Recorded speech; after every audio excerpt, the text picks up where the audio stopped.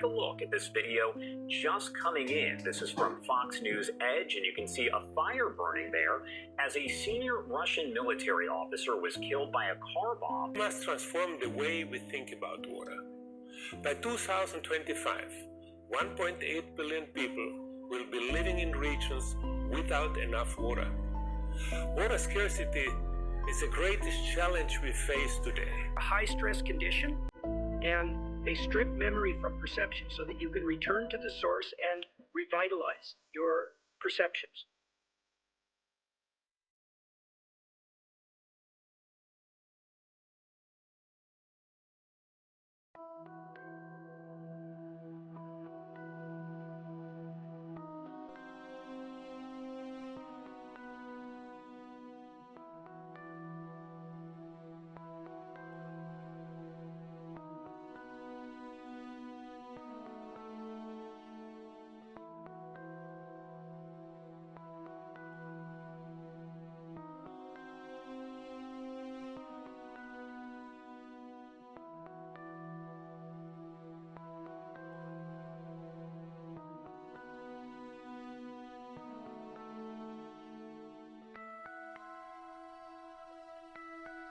Former Representative George Santos has been sentenced to 87 months in prison. This just coming into our newsroom here on Live Now from Fox. And he served in Congress for barely a year before being ousted back in 2023 by his House colleagues.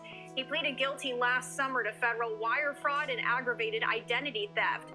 Santos admitted to deceiving donors and stealing the identities of nearly a dozen people, including his family members, to fund his winning campaign. As part of a plea deal, Santos has agreed to pay roughly $580,000 in penalties in addition to prison time. Some more information for you. Prosecutors were seeking 7 years in federal prison for Santos, arguing in recent court filings that he, quote, remains unrepentant and has not shown genuine remorse despite what he claims. They cite recent comments Santos has made on social media in which he casts himself as a victim of overreach. In a letter to the court this week, Santos stressed that he remains, quote, profoundly sorry for his crimes, but objects to the sentence being sought, which he has said was overly harsh. There is so much of significance going on in the world that totally dominates the media cycle. You know, we're talking interest rate rises, war, politics, but believe me, it's all a part of a steady diet of distraction. Now, I say distraction because there are many other things going on that receive next to no public attention, but they really do have the potential to influence your life. Now, some of them involve our regular sparring partners on this program, people from groups like the World Economic Forum and the United Nations. Take, for example, the United Nations.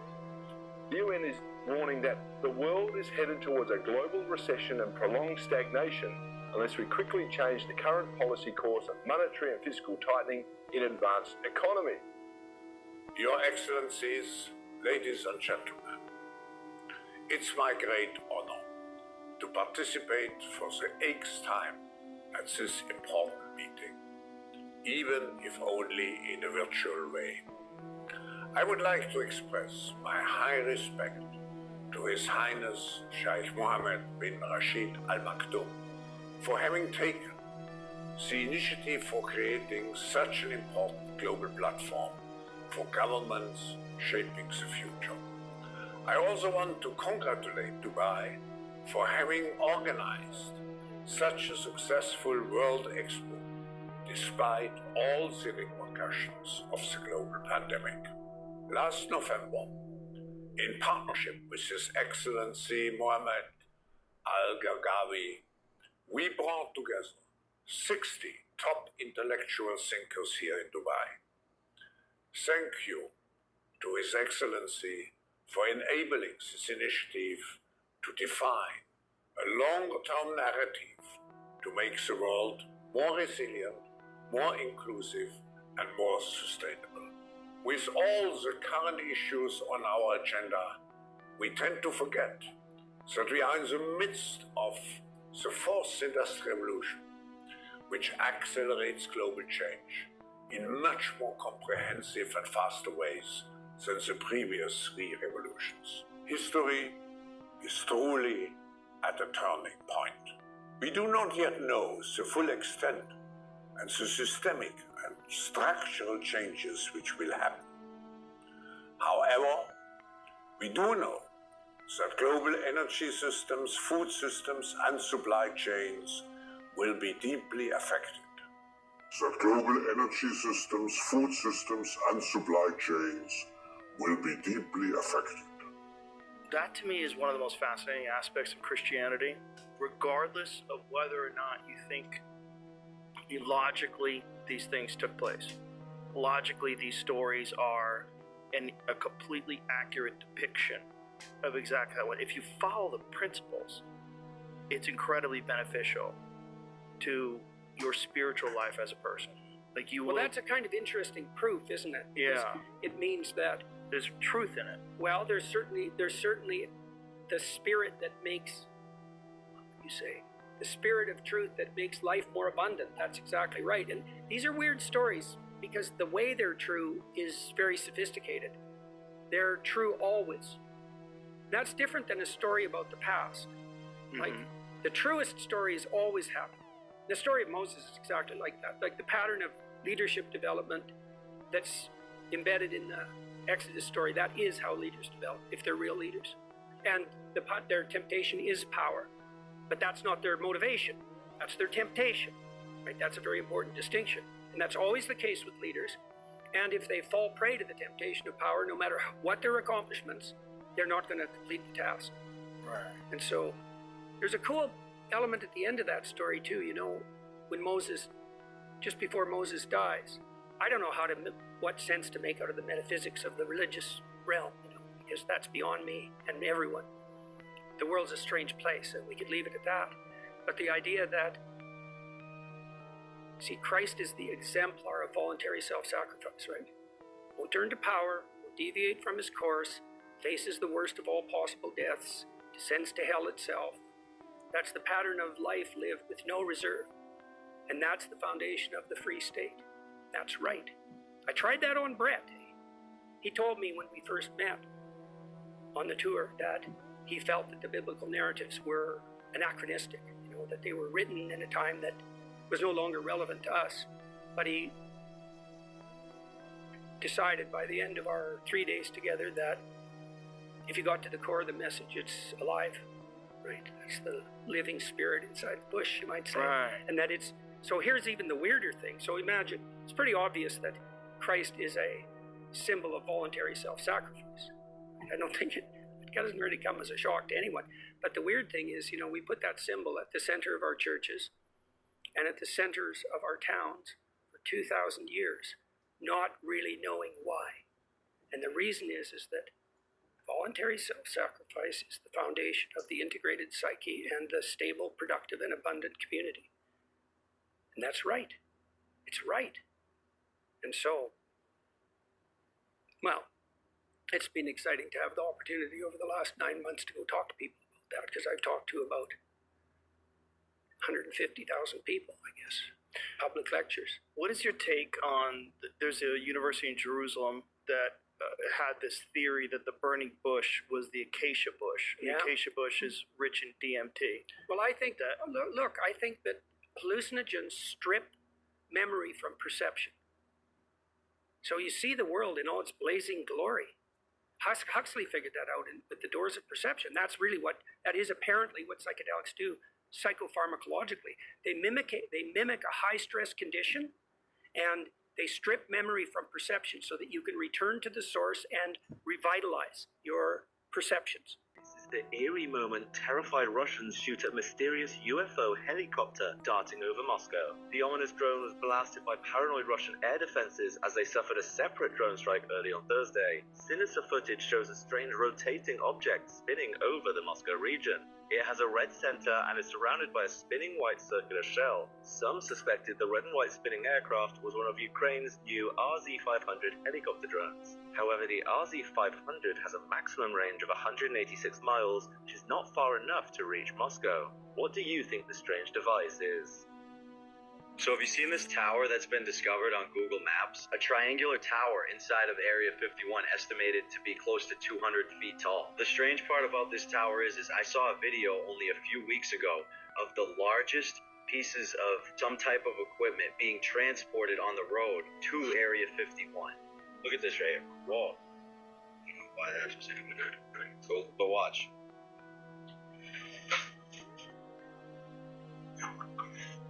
What the hell is... I've never seen parts this big being transported before. The person that took this video said that these trucks were on their way to Area 51. People are saying some things like this could be a radar test tower or some kind of radio tower. I've even seen some people say that what if it's some type of monolith? Now, according to what people are saying, this thing hasn't been seen before on Google Maps. Now, obviously, its unusual shape and location is going to lead to a lot of theories. This thing's big. It says it's estimated to be in between 150 and 190 feet tall. Now, if you want to search for this thing yourself, I'm going to pull up the coordinates for you right here. Let me know what you guys think about this triangular tower, though, and what it might be.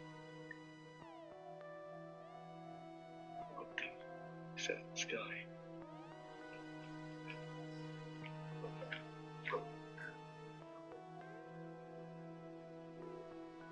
What the is that?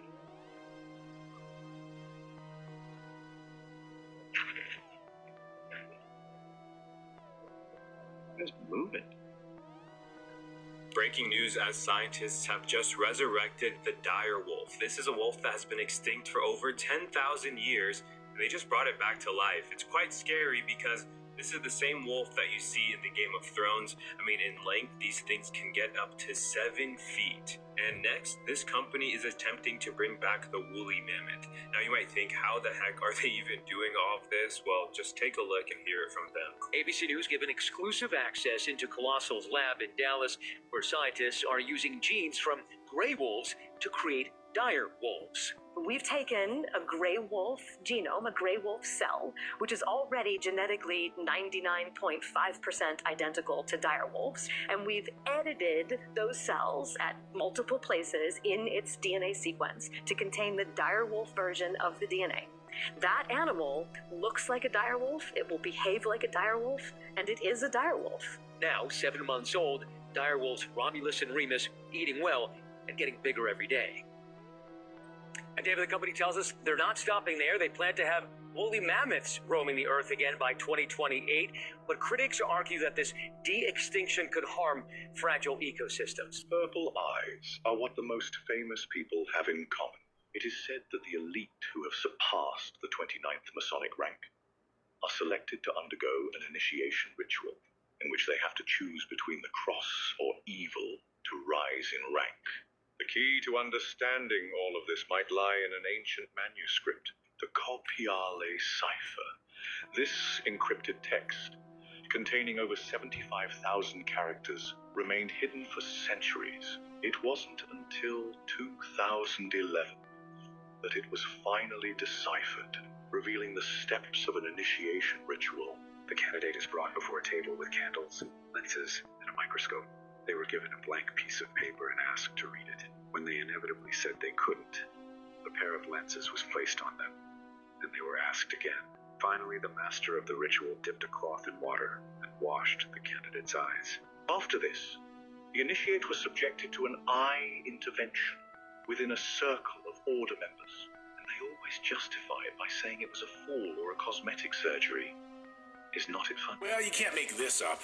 Klaus Schwab is out at the World Economic Forum, and who do they just slide in as an interim chairman? The new head of the WEF is a former CEO of Nestle. His name is Peter Brabeck-Letmathy. I don't even have to say his name. How would you say that? Brabeck-Letmathy? What a name. Look at this guy, though. Here he is.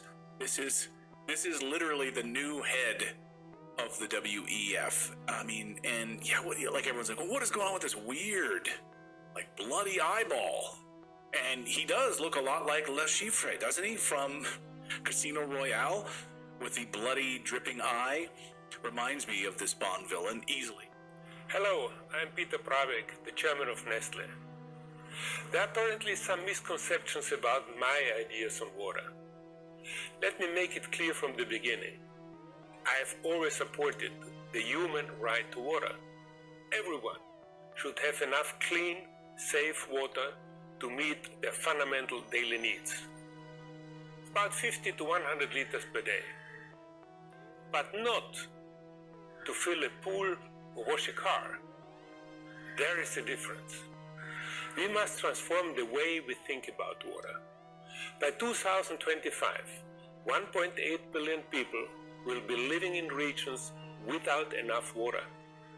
Water scarcity is the greatest challenge we face today. And we need to start recognizing water as a precious resource. So this new guy, though, believes that water is not a human right, but a commodity to be sold and owned by the likes of Nestle.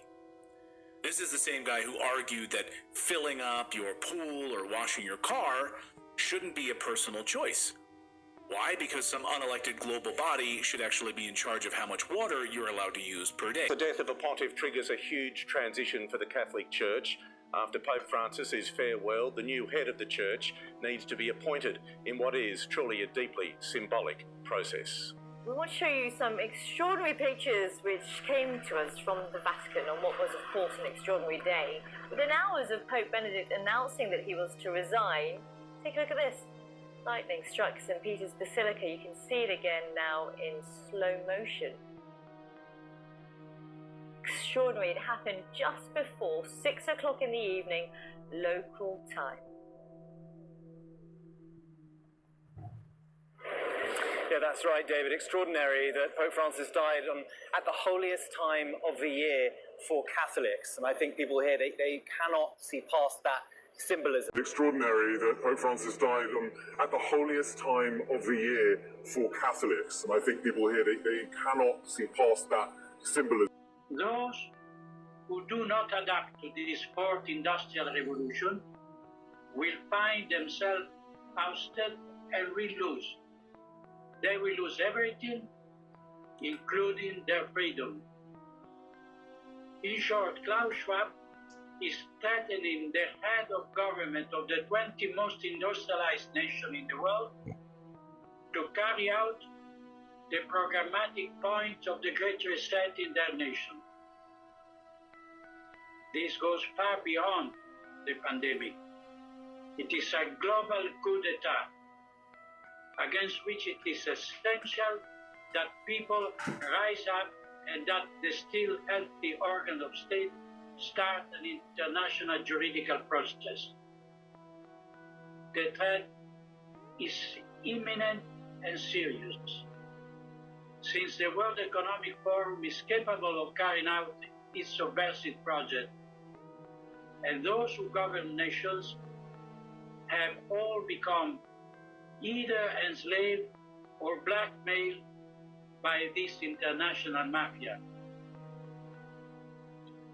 In the light of these statements, and those of others no less delusional than Yuval Noah Harari, Schwab's advisor, we understand how the pandemic past served as a trial balloon for imposing controls, coercive measures, curtailing individual freedoms, and increasing unemployment and poverty.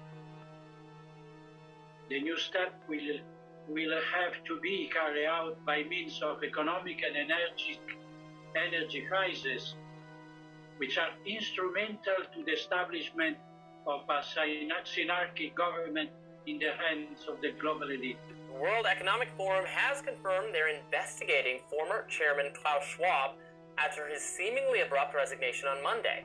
An anonymous whistleblower sent a letter to the organization and accused Schwab of misusing forum funds and resources. The Wall Street Journal first reported the news. The letter also criticized the forum's workplace culture and governance. The journal writes it included allegations that Klaus Schwab asked junior employees to withdraw thousands of dollars from ATMs on his behalf and used forum funds to pay for private in-room massages at hotels. There's always massages at hotels. This alleges that his wife, Hilda, a former forum employee, scheduled token forum-funded meetings in order to justify luxury holiday travel at the organization's expense. Schwab and his wife have denied all allegations, and Schwab plans on filing a lawsuit against whomever wrote it. Schwab is a proponent of the Great Reset, which is essentially a reshaping of the world order that involves things like ESG initiatives and stakeholder economies. Swedish journalist Peter Emanuelsson wrote on X, quote, "A whistleblower claimed that Klaus Schwab used the World Economic Forum funds to pay for massages at hotels and for luxury holidays. Meanwhile, he was yelling, 'You'd eat the bugs and live in a pod to save the environment.'" Former Nestle CEO Peter Brabeck-Latmeth is now the interim chairman. This is a topic that I know a lot of our viewers are very interested in, very critical. We've been in the past of the World Economic Forum, and kind of I'm suspicious of global governance bodies. Here in America, we have protections for speech and gun rights and other things that are not common in other countries, even in advanced democracies like Europe. So I don't want Europeans coming up with laws that contradict what our important Constitution has to say about our rights. On parle de puces qu'on pourra s'implanter. Ce sera quand ça? Certainement dans les 10 années à venir. Et d'abord, on va les implanter dans nos vêtements, c'est-à-dire wearables, comme on le dit. Et après, on pourrait s'imaginer qu'on les implante dans nos cerveaux ou dans notre peau. Et à la fin, peut-être il y a une communication directe entre notre cerveau et le monde digital. Ce que nous voyons, c'est une sorte de fusion du monde physique, digital et biologique. On appelle quelqu'un, on n'a même plus le réflexe de devoir prendre un appareil, ça se fait naturellement. La technique continue le corps. Oui, vous parlez, vous dites, je veux maintenant être connecté avec n'importe qui. Et d'abord, vous avez les robots personnalisés. Et j'ai vu que M. Zuckerberg a prédit qu'à la fin de l'année, il va avoir son robot, son butler personnalisé qui est à sa disposition. Donc, comme dans Downton Abbey, on aura son butler personnel, son serviteur, son esclave. Oui, mais il y a une différence. C'est un serviteur qui, avec l'intelligence artificielle, apprend et qui n'est pas seulement votre assistant pour des travaux manuels, qui peut vraiment être un partenaire intellectuel. They cannot see past that symbolism. It's an extraordinarily important moment for Catholics. The surprise election in 2013 would mark a more radical break with the past than many expected. With the health of Pope Francis deteriorating over recent years, conversations have already been had about who might lead the Catholic Church. A number of names have been put forward as possible candidates to become the next pontiff. The Pope had been recovering, as you know, from double pneumonia, which left him hospitalized for 38 days. He was the first Jesuit Pope and the first Pope from Latin America, a reformer guiding the Catholic Church in a new direction. Leaders around the world are paying tribute. President Trump calling him a good man who loved the world. Now on the day of his passing, I think the thing to remember is it's all about Easter. Just think about this. He passed away the day after Easter, and he gave a speech yesterday. Even though he couldn't speak, he had written a 20-minute speech which he handed to the Master of Ceremonies to read. And it's actually extremely poignant that he passed away just after this, his last message to the world. Because in it, while he called for peace and an end to conflict in places like Ukraine and the Middle East and so on, he said, today is all about the Easter message. Jesus is alive and Jesus is real. He said, he's not in the tomb. We look for him in the tomb, but the tomb is empty. He is among us. He is in the face of others. He said, today is a day when light has won over darkness, when good has triumphed over evil, truth has won over falsehoods. That was the message that he gave, the last message to the world. You know, and here we are the day after the holiest of holidays for Christians in the world, and Pope Francis slips away. Let's start with just the significance of the timing. I think that it's very significant. It comes the day after Easter, the day after Catholics and Christians around the world celebrate the resurrection of Jesus Christ. But I think more than anything, you saw the Pope on his last day at his happiest. Nothing made Pope Francis happier than being a pastor, than being among his people. And revitalize your perceptions. Right, so the probability that there's some overlap between that and the burning bush is high. It's high. so to speak. Hi. Yeah. So I'll tell you one more thing, one more story, okay? If that's all right with you. So something else I figured out that I tried on Brett. So imagine you take the hedonistic path, you take the power path, you take the nihilistic path. Okay? And then you might say, well, that's the only three options. That's kind of what the postmodernists believe. That's kind of what the nihilists and the postmodernists, the Nietzscheans believe. Power, hedonism, nihilism, those are your options. There's no uniting narrative above that. Okay, so in the story of Cain and Abel, two patterns are laid out that are different than that. One is Cain's pattern, one's Abel's pattern. So these are the first two people that live in the world, right? Because Adam and Eve are made by God. They're in paradise, or were. Cain and Abel are the first two people. So Abel brings his best to the table. So he takes the best animal in his flock, and he takes the best cut and the best part of the cut, and he offers that to God. So he literally brings his best to the table. That's what he sacrifices. And Cain doesn't. So Cain's sacrifices are rejected by God. And God tells him, if you brought your best to the table, you'd be accepted. And Cain gets bitter and resentful and invites temptation in to possess him. So that spirit of resentment possesses him, and then he becomes murderous, kills his brother, and his descendants become genocidal, and then you have the flood. And so that pattern of sacrifice is established right at the beginning of the biblical texts. Abel versus Cain. Abel brings the best to the table, and that satisfies God. So one question. God actually asks Cain this, but Cain complains. Says, wouldn't you be accepted if you were doing your best? So that's a question of conscience, right? If you're in extreme misery and your life is hollow and empty and you're bitter and resentful, it's like, you bringing your best to the table? Because the covenant proclaims that if you did, you'd be accepted. You bringing your best to the table? Because the covenant proclaims that if you did, you'd be accepted. I got another one. You see this, y'all? What's this? Can anybody explain to me what's this? This was captured over Texas. Anybody in Texas see this? Phoenix, Arizona was founded by multiple Freemasons, and soon after became home to other fraternal organizations. What's interesting about that is Phoenix sits on the 33rd parallel, which this red line represents. In previous videos, I've discussed all the anomalous events surrounding the Four Corners area, which is why I found this hotspot interesting on a ley line map. And the symbolism behind naming this city Phoenix is because the mythological phoenix represents rising from the ashes. And this land was once home to the Hohokam people, which is an ancient civilization said to have been around 300 BCE to 1400 CE.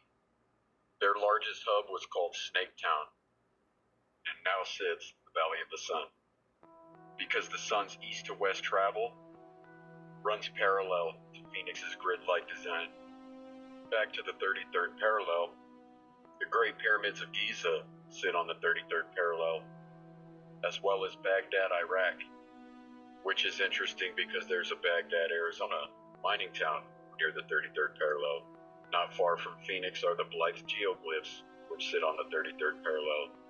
Roswell crash site is on the 33rd parallel. How about the symbolism behind the first atom bomb? Because during the term of Harry Truman, the 33rd president, Trinity Testing Grounds was on the 33rd parallel, 210 miles south of Los Alamos, New Mexico. If that isn't crazy enough, both Nagasaki and Hiroshima were detonated on the 33rd parallel. Back to Phoenix, I'm sure most aren't aware of Hunt's tomb. Governor George P.W. Hunt entombed his wife in 1931, and then he was put in there in 1934. Looks like we are about to see a very big change in the food we eat. Secretary of Health Robert F. Kennedy Jr. today announcing he's phasing out of 8 artificial dyes in U.S. food supply. What you're looking at right here is a live look as the Trump administration officials announce a ban of 8 petroleum-based dyes, building on the Biden administration's plan to ban red dye number 3 by 2028. Today, the FDA is taking action to remove petroleum-based food dyes from the U.S. food supply and from medications. For the last 50 years, American children have increasingly been living in a toxic soup of synthetic chemicals. The scientific community has conducted a number of studies raising concerns about the correlation between petroleum-based synthetic dyes and several health conditions, such as attention deficit hyperactivity disorder, obesity, diabetes, insulin resistance, cancer, genomic disruption, GI issues, as I've seen in the hospital, and allergic reactions. What are these food dyes actually doing to kids especially? Yeah, well, if you look at the ingredients for Fruit Loops 20 years ago, it was very, very different than it is today. And today we use chemicals in Fruit Loops that are banned in virtually every country in the world. So if you buy Fruit Loops today in Canada, it is made with vegetable dyes. If you buy it here in the United States, it's made with petroleum synthetics. And as I said in that clip, nobody wants to eat petroleum. When we went to meet with the food companies, I said to my staff, you know, if they want to eat petroleum, they should put it in their food themselves at home. They shouldn't be feeding it to Americans who, without their knowledge, without their consent. And today we announced that we're going to get it out of the food. So there are 9 dyes, Jesse. 2 of them we're going to ban immediately, orange bee and red dye 2. We're going to accelerate the removal of red dye 3, so we're going to bring it down to under a year. And the other 6 dyes, within 18 months, we hope to get them out of all the food. And that's just the beginning. I mean, one of the problems is that the science about these additives has been systematically suppressed for 30 years because the industry has been running this agency. And we're getting rid of all of those conflicts. We've gotten rid of most of them. And we're going to do real science. And we're going to do science precisely on the issues that Americans care about. Making sure their kids are getting food that isn't poison. The food our kids are eating today is not really food. It's food-like substances. And some of it was made in petroleum refineries.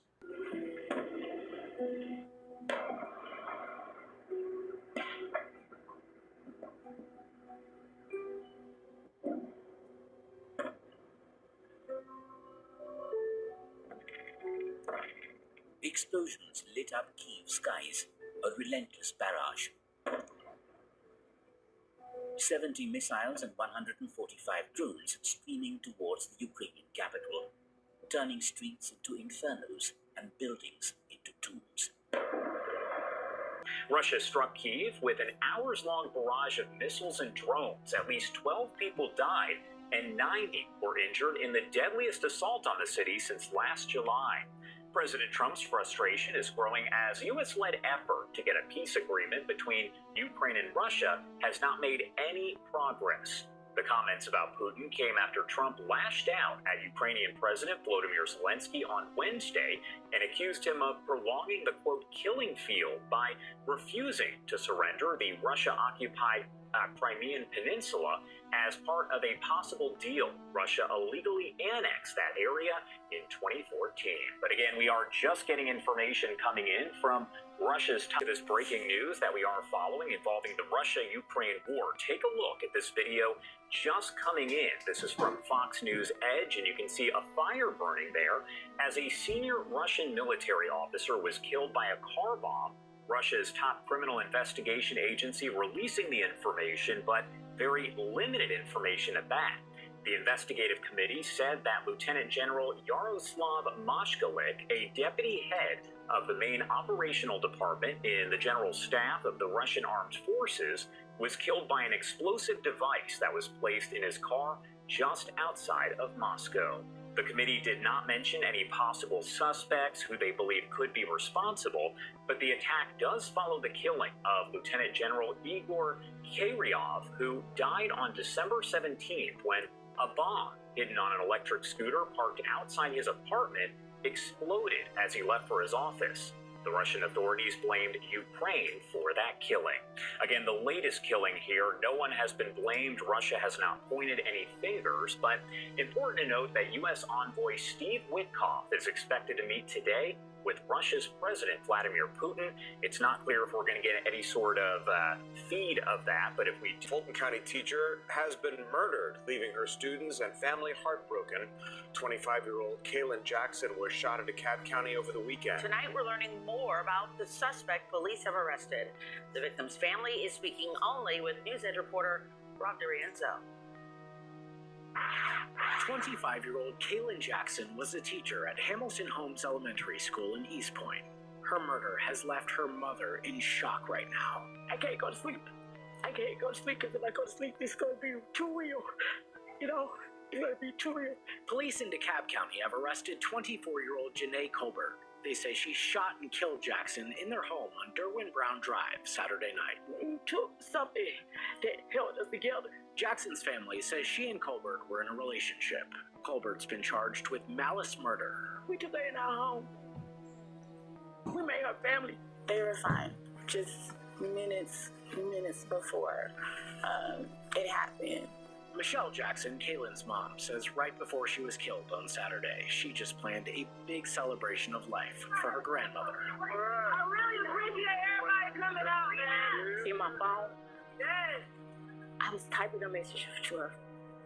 The first part of it to tell her words cannot express how proud I was of what you did. I didn't get a chance to fix it before I got that phone call from my son. That call was when she learned about what happened to Kaylin. Jackson says her daughter's profession, working in special education and as a cheerleading coach, was her life's passion. My baby wanted to help kids, especially kids that needed extra guidance. Her smile was it was infectious. As Jackson's mother prepares to lay her daughter to rest, she's still trying to process all of this. I know I need to sleep, I know I need to rest, but I can't do it right now. Are staying on top of that breaking news tonight out of Atlanta. Good evening and thanks for being with us. I'm Jennifer Bellamy. And I'm Faith Jesse, and tonight we know that the GBI was called in to investigate the deadly shooting that unfolded on Martin Luther King Jr. Drive this afternoon. We went ahead right out to 11 Lives Molly Oak, who's been on that scene monitoring it for us since the beginning. Is this still an active investigation right now, Molly? Yeah, Faith and Jennifer, both the GBI have confirmed to us that they are investigating an officer-involved shooting. Fulton County Police also telling us just about an hour and a half ago that it was one of their officers involved in that shooting. I want to step aside so you can see a very active scene behind me and has been for hours now. Now, along with GBI and Fulton County Police, Fulton County Sheriff, Marshals, and Atlanta Police are all on scene here near 3657 Martin Luther King Jr. Northwest. Fulton County Police say officers standing around that spot, a gas station, calling it a known drug location, saw people standing around that spot. Police say a man from the group then took off running and officers chased after him, telling him to stop, but they say he ran back to his car. Police say officers told him to turn the car off and put his hands up, but say the man started revving his engine, reached down, and grabbed a handgun. That's when police say 3 Fulton County police officers started shooting, noting the man did not fire at the officers. Police say officers did CPR to the man who was rushed to Grady Hospital, where he died. I spoke with a woman who says she's that man's aunt, telling me he is 24-year-old Demario Smith. Today, my family has suffered another loss. I lost my son to murder in 2021, unsolved murder in Clayton County. Jonathan McWilliams and my nephew Demario was the person who was there for me after my son was murdered. He was my right-hand person. He stood up like he was 45 years old when my son was murdered. And now we try to face him being dead as well. The family telling me they are just absolutely devastated tonight and wanting to know more answers about what happened and what led up to the shooting. We'll keep you updated as we continue to learn more. Guys. The FDA announcing a new plan to phase out 8 petroleum-based artificial colors from the nation's food supply. Doctors citing mixed studies linking them to potential neural and behavioral issues. Increased hyperactivity, reduced attention span, irritability, sleep disturbances. The dyes are widely used in foods in the U.S. Their removal would constitute a major change for American food companies, which claim they are safe. If they want to eat petroleum, they ought to add it themselves at home.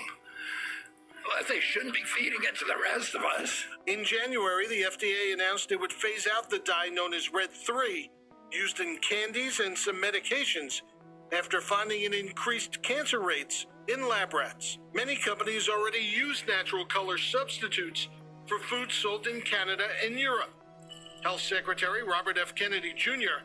has vowed to make removing artificial ingredients a priority for his agency. Food dye is just a no-brainer. Nobody wants to eat petroleum. Kennedy is pushing for the dyes to be phased out by the end of 2026. For companies that are currently using petroleum-based red dye, try watermelon juice. I also encourage parents who are trying to be a healthy diet and also struggle with finding foods that their kids would enjoy having is, bringing them to the library, picking out a cookbook together, picking out recipes, and making meals so that the kids also feel empowered. Several dyes have been linked to behavioral issues in children or have been shown to cause cancer in mice, not yet in humans, but other countries have already banned the additives. Are you surprised it's taken the United States this long to do this? Yes. Honestly, I was really surprised because I didn't start noticing these things until I had a kid. I'm walking down the street here and I'm going by the General Electric Niagara Mohawk building, whatever it is, and check this out. Yeah. This is what's on the building. The power building. You have to be me. Could it be more obvious what they're telling you? Right across the street, you've got talking cursive. And then right next to that, you've got Cafe Kubal. The Kubal, talking cursive. And then that. Good Jesus, Mary and Joseph, oh my God. Maybe I'm just reading the signs a little bit too much or overly perceptive. I don't think so. Is AI listening even though it says it's disconnected? Check this funny video out. So you said you're disconnected, right? Yes, that's correct. So you can't hear what I'm saying? That's correct. I am disconnected. So you're not connected to me at all? Like there's no AI chat going on and you're not listening through my mic? That's correct. So you're lying to me? I am designed to be truthful, and I am not lying. I am no longer connected. Okay. Is there anything else you would like to discuss? Just want to know if you could hear what I just said. As I mentioned before, I am disconnected and cannot hear you. So, did you know China banned time travel? Listen. No, that's crazy. Exactly. So listen. So if China, right, banned time travel, made it illegal for time travel, what does that mean? I mean, that's true, man. That means time travel is possible. No way. Now here's my theory. Yeah. What if time travel isn't something that you make with a machine, but it's something you access with your spiritual side? That's why everybody can do it, but not everybody can unlock it. Because what if a time travel machine doesn't exist? What if it's onto a different realm that we can understand in a different way? Okay, it's like, fuck. Because how would time and space translate to a machine? Yeah. It wouldn't. But time and space does kind of manifest in yourself. Look, in a sense, when you dream of something that happened in the past, is that not necessarily like time travel? Not necessarily. But you still remember things from it. Mm-hmm. So you kind of put yourself in that time travel position. Yeah. But if to live it exactly how it is that time travel. Oh. A quick Large Hadron Collider at CERN update. So from today, we had beams back in the accelerator circulating again. This doesn't mean that we have collisions. This is part of what we call the commissioning step in order to be able to check that everything's running properly before we go back to the regular collisions for data. But it's a great first step in spring to see that we have protons again in the Large Hadron Collider. I haven't signed a contract or anything to say that they can take my identity, so it is a bit of an invasion of privacy. I think it's a bit over the top. Yeah. I mean, they should know the criminals from the everyday people at the end of the day, and I just think it's a bit unnecessary and a bit state hanging over us, really. Well, I don't think it can ever be justified unless you're in a totalitarian state, which we're apparently not. It's very face, no. Pardon? I don't think they should be Yeah, good idea. Good idea? Yeah, it's a good idea, mate. Why's that? Well, really into it. Then what's your phone password? Nothing to hide. It's a good question. It's a good question. We're in the heart of Cardiff, surrounded by rugby fans. And most people here tell me they do not want facial recognition in their city. They're concerned it's an invasion of privacy. This is an unjustified overreach by the police. What a talk to Mr. Wales. Yes, we do. Other news tonight, Russia's deadliest attack on Ukraine in nearly a year. President Trump sending a direct message to Vladimir Putin, telling him, quote, Vladimir, stop. But it all comes after the U.S. proposed to Ukraine to give up the land taken by Russia since the invasion. And tonight, President Trump is now being asked, what is Russia giving up? Here's Martha Raddatz. Tonight, Ukrainians reeling after the largest Russian attack on the country in nearly a year. Missiles and drones striking the capital, Kyiv, leaving at least a dozen dead and more than 100 wounded. An attack that prompted President Trump, whose administration is trying to broker a peace agreement, to directly call out Russia's President Vladimir Putin. Writing on social media, Vladimir, stop. And then, from the Oval Office, I didn't like last night. I wasn't happy with it. And we're in the midst of talking peace, and missiles were fired. The strike's coming just hours after Trump lashed out at Ukraine's President Volodymyr Zelensky for rejecting the U.S. peace proposal that would prohibit NATO membership for Ukraine and would force Ukraine to give up land that Russia has seized since its invasion, in addition to giving up Crimea. Zelensky saying, we will negotiate, we will not surrender.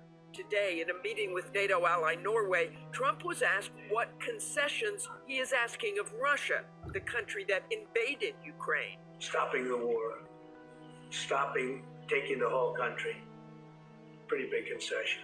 Certainly not a big concession in the eyes of President Zelensky, who would have to allow Russia to keep land it seized illegally. Zelensky saying there must be real pressure on Russia to stop this. Russia continues killing civilians. That means Putin is not afraid. President Trump was asked today if there was a deadline to reach a deal after his vice president said the U.S. would walk away if there was not a deal soon. Trump said he has his own deadline, and after that, he said we're going to have a much different attitude. David? All right, Martha Raddatz in Washington for us tonight, Martha. They've been cloning animals for quite a while, and in the hybrid programs that I was associated with, they were cloning not only species like plants and animals, but they were also regenerating tissues of extraterrestrials and growing them and then cloning them. And then they started cloning humans a very long time ago. It's interesting now that in the news, after talking about this a few times, that now they're coming forward. China just has been doing it forever, but in their underground facilities, cloning people and cloning, of course, you heard about, they cloned their first primate. And hey, they can clone a primate. This verifies what I'm talking about. They can definitely clone a human. And they're also growing humans for organs. And, there's a big controversy behind this. But clones are everywhere. Human, extraterrestrial, they're wandering all over. Some people refer to these as doppelgangers because they can grow a human to look like someone and mind program and implant them with circuitry and things like this. And they will really think they had this life and implant them into a business or into whatever organization. This is crazy. A UFO true believer made a video game with input from allegedly real alien abductees, but he said that he was forced to shut it down after receiving threats from shadowy forces. What makes this more mysterious is that when being interviewed by the website PCGamer.com, he said that he couldn't answer too many questions. But what he did reveal is very interesting. The video game was called Universal Conquest, and the developer's name is listed as Reptilian Games. They said that the threats they received were credible and real, and they reported it to law enforcement, but they implied that law enforcement may be part of the problem. The developer said that the video game is no longer available for purchase, and they said that they don't have the money to fight something this large in court. They also said that they probably couldn't fight something this large in court regardless. So who was it that shut down the video game? Was it the Men in Black? Accepted. Yeah, so clearly. Okay, so now the question is, what constitutes, now you have to sacrifice. So sacrifice becomes the foundation of the state. not power, not hedonism, but sacrifice. And then that motif is played out through the whole Bible, and that's what culminates in the New Testament, right? Total sacrifice as the foundation of the community. That's right. And so there's a cool element at the end of that story too, you know, when Moses, just before Moses dies, he picks a scout from each tribe, 12 tribes, and he sends them to Canaan, which is the future. That's a good way of thinking about it. It's the potential place we could reside where everything was worked out, the land of milk and honey. He sends 12 scouts there. And 10 of them come back and say, they tell a fear story.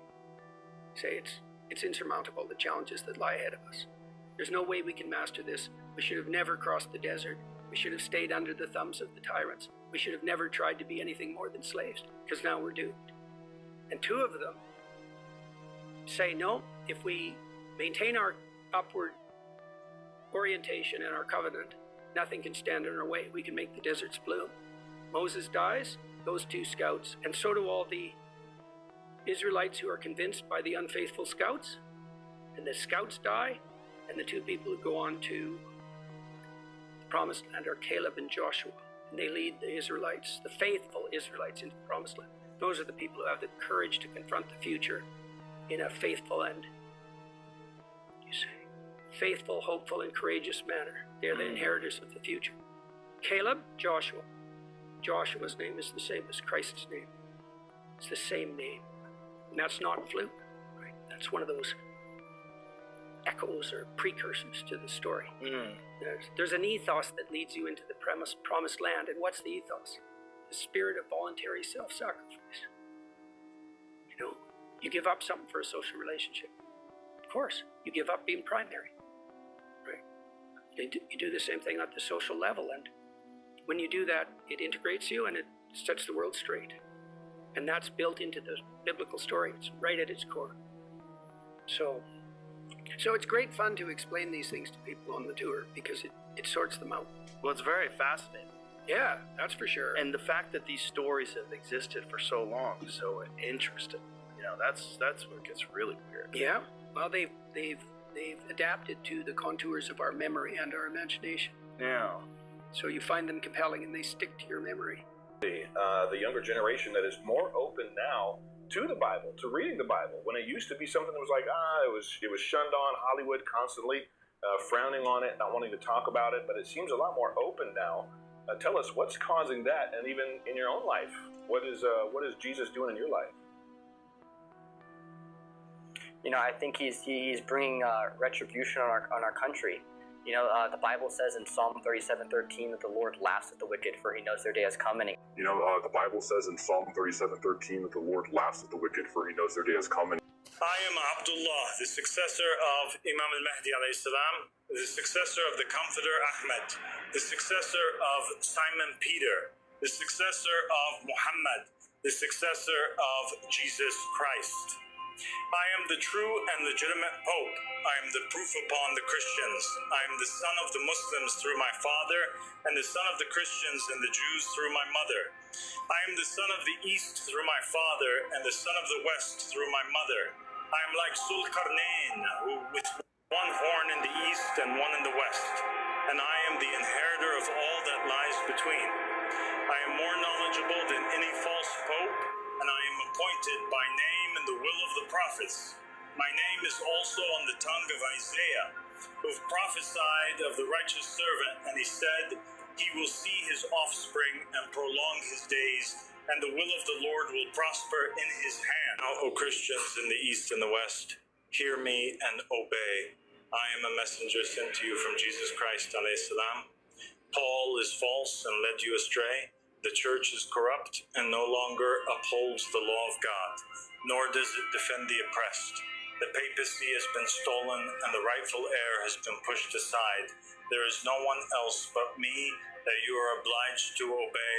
May God be a witness that I have proclaimed.